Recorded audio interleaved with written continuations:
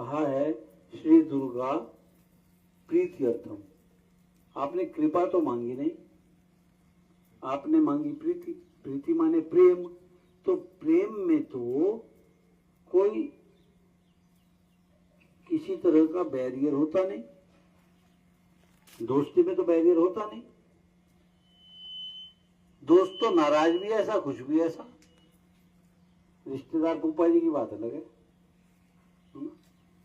तो ये आप हमेशा ध्यान रखें जब आप प्रीति मांगेंगे, क्योंकि आप आत्मा और वो परमात्मा, ज्यादा भेद नहीं।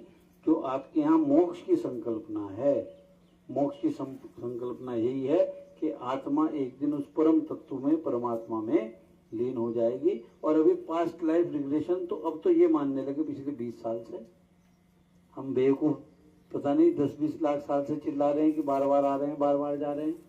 अभी इनकी मशीनें भी इनको कहने लगी कि नहीं, पास्ट लाइफ में आप जा सकते हैं, एक नहीं कई जन्मों में जा सकते हैं। हम कब से कह रहे थे, पर चलिए।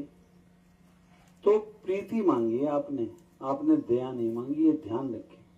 अब जब प्रीति मांगी तो दोस्ती मांग ली, तो दोस्ती मांग ली तो दोस्ती में कोई भेद नहीं होता, कुछ छुपा हुआ नहीं होता। रिश्तेदारी में छुपा होता है, इवन माता पिता से भी छुपा हुआ होता है बहुत कुछ।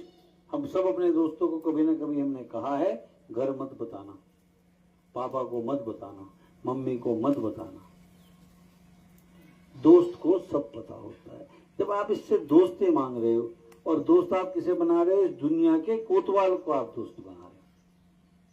दोस्ती की अपनी एक ही शर्त है कि कोई भेद नहीं, जो तेरा वो मेरा। मुझे किसी वस्तु की आवश्यकता है, मुझे किसी परिस्थिति की आवश्यकता है, तो ऐसा तो हो नहीं सकता कि इसके पास ना हो। तो या तो मेरे दोस्त को विश्वास नहीं, या तो वो मेरा दोस्त ही नहीं, या तो मैं उसका दोस्त ही नहीं।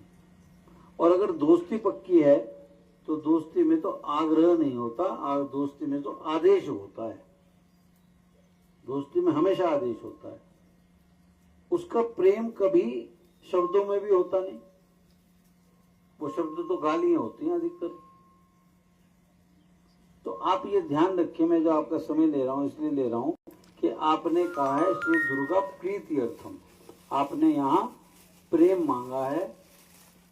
और प्रेम में अधिकार होता है, भिक्षा नहीं होती।